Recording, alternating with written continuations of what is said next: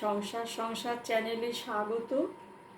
মাকে প্রণাম জানিয়ে আজকে মায়ের কথাই শুনব। মায়ের কাজই বোধহয় মায়ের বাণী।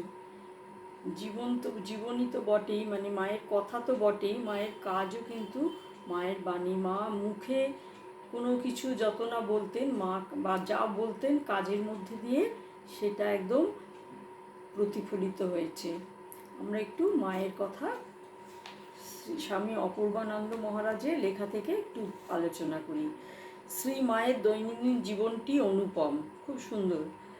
তিনি সবসময় কিছু না কিছু কাজ করতেন। অলসভাবে বা বাজে গল্প করে সময় কাটাতে তাকে কখনো দেখা যেত না। এটা একটা বিশাল ব্যাপার। প্রথম দিকে নয় তার অনেক অসুবিধে হতো, কিন্তু অনেক কাজ করতে হতো। পরবর্তীকালে তো না করলেও চলতো, কিন্তু মা ওই যে কারুর সেবা নিতেন না, ওই জন্যে খুব বাধ্য না হলে, খুব শরীর খারাপ না হলে, ওই জন্যে এখানে বলছেন যে কাউকে অলসভাবে বা বাজে গল্প করে সময় কাটাতে তাকে কখনো দেখা যেত না। প্রতিদিন রাত 3টে, আমরা আগেই বলেছি, ঘুম থেকে উঠতেন, তার অভ্যাস ছিল। তারপরে ঠাকুর তুলে ঠাকুরদের প্রণাম করে, প্রাতঃকৃত্য সেরে ঠাকুরদের প্রণাম করে মা জপে বসতেন।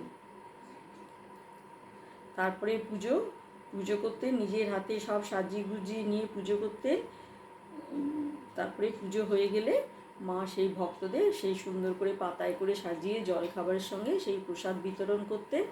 আর যদি মা উদ্বোধনে থাকতেন, জয়রাম বাটিতে তো মায়ের নিজের ইচ্ছে মতো সব হতো, যদি মা উদ্বোধনে থাকতেন তাহলে মা নিজেই সব জলখাবারের ব্যবস্থা করে, ভক্ত বা কাছে যারা থাকতো করে নিজে, তারপরে নিজের খাবারের ব্যবস্থা হতো। খুব বেশি মা খেতেনও না। শ্রীমার পূজাদি দেখে বেশ মনে হতো যে তিনি জীবন্ত ঠাকুরকে নিয়েই নাড়াচাড়া করছেন। দক্ষিণেশ্বরে যেমনটি করতেন পরেও যেন ঠিক তেমনি। দক্ষিণেশ্বরে তো সারাদিনই ঠাকুরের সেবা করেই মা কাটাতেন। ঠাকুর কি খাবেন, ঠাকুরকে তেল মাখানো, চান করানো, ঠাকুরের জন্যে 5 পদ রান্না করা, কিন্তু হালকা করে, ঠাকুরের পেটে শয় না, এইসব তো আমরা জানি যে মা এরকম করতেন। পরেও ঠিক তেমনি ভোগের ঘরে ভোগ সাজিয়ে দেয়া হলে শ্রীমা যখন ঠাকুর দেবতাদের সকলকে খাবার জন্য ডেকে নিয়ে যেতেন, সে এক স্বর্গীয় দৃশ্য। সলজ্জ বধূটির মতো শ্রীমা ঠাকুরের কাছে গিয়ে বলছেন, এসো খেতে এসো। আবার বালগোপাল বিগ্রহের নিকট গিয়ে বলছেন, এসো গোপাল খেতে এসো। এইভাবে সকলকে খাবার জন্য ডেকে নিয়ে যখন তিনি ভোগের ঘরের দিকে যেতেন, তখন তার ভাব দেখে মনে হতো যে সব ঠাকুরই তার পিছনে পিছনে চলেছেন ভোগ খেতে। বলুন কত আন্তরিকতা হলে এই জিনিস পাওয়া যায়। কখনো প্রসাদী মিষ্টি ফুরিয়ে গিয়েছে, অথচ ভক্তদের মিষ্টি দিতে হবে। শ্রীমা তাড়াতাড়ি 1 ঠোঙা মিষ্টি হাতে করে নিয়ে ঠাকুরের সামনে ধরে বলছেন, ঠাকুর খাও। এই দৃশ্য যারা দেখতো তাদের প্রাণে তখন এনে দিত এক অভিনব ভাবের দোলা।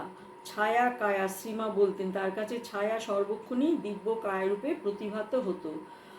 মা তো ঠাকুরও তো বলেছিলেন, আমি তো মা যখন সেই ঠাকুর মারা যাবার পরে খুব কান্নাকাটি করছেন বা পোশাক পরিবর্তন করছেন বিধবার সাজ অনুযায়ী, ঠাকুর বলেছেন, আমি তো মরে যাইনি, আমি তোমার সঙ্গেই আছি। সেই ছায়াকেই মা কায়ার মতো সেবা যত্ন করতেন। একবার শ্রীমা কলিকাতা হতে জয়রামবাটি যাচ্ছেন। বিষ্ণুপুরে 2 দিন বিশ্রাম নিয়ে তিনি সকালে সকলকে সঙ্গে করে 2খানি গরুর গাড়িতে রওনা দিয়েছেন। তখন আগে তো সেই ছোটোবেলায় হেঁটেই যেতেন, পরে গরুর গাড়ি করে যেতেন। একবার কলকাতা থেকে জয়রামবাটি যাচ্ছেন, বিষ্ণুপুরে 2 দিন বিশ্রামের ব্যবস্থা, 2টো গরুর গাড়িতে তারা যাচ্ছেন। তারপরে 8 মাইল দূরে জয়পুর চটিতে দুপুরে রান্নার ব্যবস্থা হয়েছে। উনুন হতে ভাত নামাবার সময় হঠাৎ হাঁড়িটি ভেঙে গিয়ে ভাত ও ফ্যান চারিদিকে ছড়িয়ে পড়ল। শ্রীমা কিন্তু তাতে আদৌ বিচলিত হলেন না। তিনি একটি খড়ের নোড়ো দিয়ে আস্তে আস্তে ফ্যান সরাতে লাগলেন। তারপর হাত ধুয়ে বাক্স থেকে ঠাকুরের ছবিখানি বের করে একপাশে বসালেন। একটি শালের কাঠি দিয়ে তা থেকে 2টিখানি ভাত শালপাতায় তুলে দিয়ে ডাল তরকারি সাজিয়ে ঠাকুরকে জোর হাতে বলছেন, আজ এইরূপই মেপেছ, শিগগিরই গরম গরম 2টি খেয়ে নাও। সঙ্গীরা শ্রীমায়ের কাণ্ড থেকে হাসতে লাগলো। কেমন সহজ সুন্দর দেবসেবা, আত্মবৎ সেবা। যে পাপ হবে, খারাপ হবে, পাপ হোক যাই হোক, আমায় তো খেতে দিতে হবে। সেই জন্যে মা কী করলেন, সেই একবার ওরকম যখন যাচ্ছেন, চটিতে রান্না হয়েছে মাটির হাঁড়িতেও কিরমভাবে বাড়ি ভেঙে ভাত ছড়িয়ে পড়েছে। মা কিন্তু একটুও বিচলিত হলেন না, সেই ভাত কাঠি করে তুলে শালপাতায় সাজিয়ে ডাল তরকারি যা ছিল ঠাকুরকে এসে বললেন যে আজকে যা মেপেছ তাই খাও, এবং সবাইকেই ওই খাবার ভাগ করে দিয়ে নিজেও পা ছুঁড়িয়ে খেলেন। কোনো বিচলিত হওয়ার কোনো ব্যাপার নেই। আর কেমন চমৎকার সময়োপযোগী ব্যবস্থা! শ্রীরামকৃষ্ণদেব বলতেন, যখন যেমন তখন তেমন করতে হয়। শ্রী শ্রী মায়ের জয়রামবাটির জীবন খুবই কর্মময়। ওখানে তাকে সব কাজে হাতে নাতে করতে হতো। অনেক সময় রন্ধনাদি, পরিবেশন এবং এমনকি লণ্ঠন সাপ পর্যন্ত তিনি করতেন। ভক্ত সেবা তার জয়রামবাটি জীবনের একটা প্রধান অঙ্গ। এখানে একবার এক ভক্ত গেছে, আগে বোধহয় বলেছি, কলকাতা থেকে। সেই তারা আবার দুধ চা ছাড়া খায় না। তখন সেই মা অন্নপূর্ণা, যিনি সবার খাবার ব্যবস্থা করেন, তিনি ঘটি নিয়ে এবাড়ি ওবাড়ি ঘুরে বেড়াচ্ছেন একটু দুধের জন্যে। কলকাতার ভক্তরা দুধ ছাড়া চা খায় না, তারা চা খায়, আর তখন তো দুধ ছাড়া চায়ের চল ছিল না। এত যত্ন। প্রত্যেক ভক্তই শ্রীমাকে জয়রামবাটিতে নিজ গর্ভধারণী মা অপেক্ষা আরও নিবিড়ভাবে পাবার সুযোগ পেত। তিনি যাবতীয় কাজ করে যেতেন নিত্য পরম প্রীতির সহিত। শ্রী মায়ের এই নিরবিচ্ছিন্ন সেবাময় জীবন সন্ন্যাসী, গৃহী সকলেই আদর্শ স্থানীয়। বলেছি, মা কাজ দিয়েই তার বাণী, কাজই তার বাণী। শ্রী সারদা দেবীর জীবনে একটি প্রধান অবদান সেবা। একদিকে ব্রাহ্মী স্থিতি, অন্যদিকে নিরন্তর কর্ম। একদিকে তিনি সাধনা করেন, ধ্যান জপ করেন, সাক্ষাৎ পান ভগবানের, আবার এদিকে নিরন্তর কর্ম করে যান। এইরূপ সামঞ্জস্যপূর্ণ জীবন বিরল দেখা যায়। সাধন ভজন আর সেবাতে তার সমজ্ঞান, সমভাব।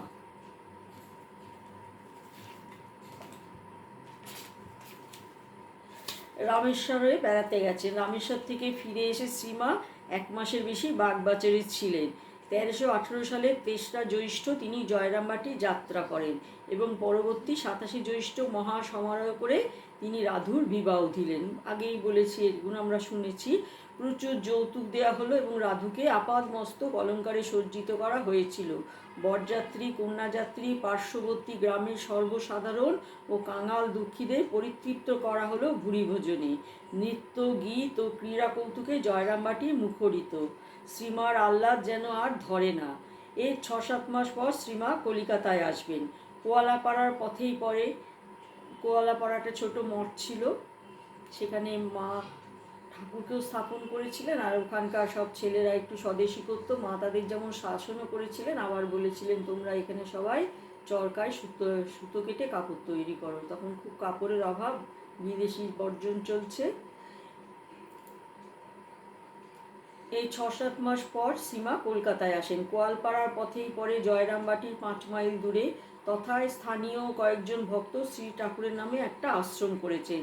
তখন স্বদেশী যুগ, আশ্রমে তাঁত চরকায় বেশি প্রাধান্য। কলিকাতা যাত্রার কয়েকদিন পূর্বে জয়রামবাটিতে কোয়ালপাড়া আশ্রমাধ্যক্ষকে শ্রীমা বললেন, দেখো বাবা, তোমরা যেন যখন ঠাকুরের জন্য ঘর ও পথে আমাদের বিশ্রামের একটু স্থান করেছো, তখন যাবার সময় ওখানে ঠাকুরকে বসিয়ে দিয়ে যাব। তখনও ঠাকুরকে বসানো হয়নি। সব আয়োজন করে রেখো, পূজা, অন্নভোগ, আরতি সব নিয়মিত করবে। শুধু স্বদেশী করে কি হবে?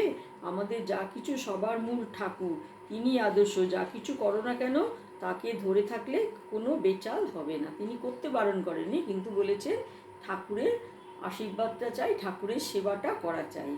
যথাসময়ে শ্রীমা কোয়ালপাড়া আশ্রমে এলেন। শ্রী শ্রী ঠাকুরের বিশেষ পূজাদির আয়োজন করা হয়েছিল। শ্রীমা নিজের হাতে ঠাকুরের ও নিজের ফটো বসিয়ে পূজাদি করলেন এবং জনৈক সন্ন্যাসীকে দিয়ে হোমাগ্নি সম্পন্ন করালেন। শ্রীমা কলকাতা পৌঁছালেন। তার কলকাতা আগমনে ভক্তদের মধ্যে সাড়া পড়ে গেল। কৃপাপ্রার্থী হয়ে নানা দিক থেকে ভক্তেরা আসতে লাগলো কলকাতায়। শ্রীমা কৃপার দ্বার উন্মুক্ত করে রেখেছেন, কেউ বঞ্চিত হন না তার কৃপা থেকে। মা ভক্তদের জন্য খুব কষ্ট সহ্য করতেন। একবার তো আগে হয়তো আমরা শুনেছি যে মায়ের তখন মা পুজো করে উঠেছেন, এক ভক্ত এসেছে। সাধারণত গোলাপ মা, যোগেন মা মাকে খেয়াল রাখতেন, কারণ ভক্তরা একটু অত্যাচার তো করে ফেলতো।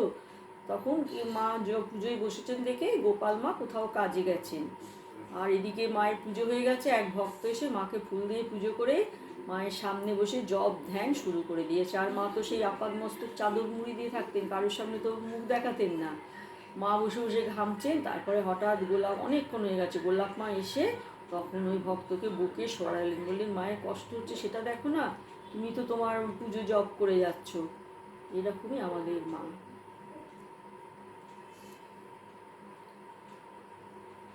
মাতৃভাব জগতে শেখাবার জন্যই সারদা দেবীর দেহধারণ। তিনি আগে মা, পরে গুরু। তার মাতৃভাব ছাপিয়ে গিয়েছে গুরুভাবে। তিনি গুরু, কিন্তু মাতৃভাবটা তার মধ্যে ভীষণ বেশি ছিল, তো সকলকে তিনি সন্তান স্নেহে গ্রহণ করেছিলেন। গুরুর থেকেও তার মাতৃভাবটাই বেশি প্রকট বা বেশি দেখা যায়। যে মা বলে ডেকেছে শ্রী সারদা দেবী, তাকেই দিয়েছেন স্নেহময় কোল। সেখানে সুশ্রী কুশ্রী, পুরুষ স্ত্রী, বালক বালিকা, সবল দুর্বলের কোনো প্রশ্ন নেই। মা ডাক তার প্রাণের সৃষ্টি করত দুর্বার আলোড়ন। কোলে না নিয়ে তিনি স্থির থাকতে পারতেন না। শুধু ইহকালে নয়, সন্তানদের ভবপারেও নিয়ে যাবেন কোলে করে। শ্রী সারদা দেবীর ভিতর যে গুরুভাবের বিকাশ, তা যেন মাতৃভাবেই পরিণতি। মানে তিনি যে গুরু, কিন্তু মাতৃরূপেই তিনি গুরুর যে শিক্ষা প্রদান সেটা করেছেন। যাদের কোলে নিয়েছেন তাদের তো তিনি ফেলতে পারেন না, তাই তার গুরুরূপে তিনি সন্তানদের নিয়ে চলেছেন ভবসাগরের পরপারে। সেখানেও মা সন্তান চিরমিলন, তার মাতৃস্নেহ যে ঐশ মাতৃস্নেহ। আশ্রিত সন্তানদের জন্য কত ভাবনা, কত উৎকণ্ঠা, সকল বিপদে তিনি বুক পেতে দিচ্ছেন। পক্ষী মাতার ন্যায় স্নেহপক্ষ বিস্তার করে সন্তানদের দেখেছেন ঘিরে। নৈরাশ্য দেখে শ্রীমা বলেছিলেন, তোমরা কি মনে করো যদি ঠাকুরের শরীরটা না রাখেন তাহলে যাদের ভার নিয়েছি তাদের একজনও বাকি থাকতে আমার ছুটি আছে? বলেছেন, যদি আমি আমার যতদিন যাদের ভার নিয়েছি তাদের ব্যবস্থা না করে আমার এই শরীর যাবে না। তাদের ভালো মন্দর ভার যে নিতে হয়েছে, যাদের নিজের বলে নিয়েছি তাদের তো আর ফেলতে পারি নে। কত স্নেহ।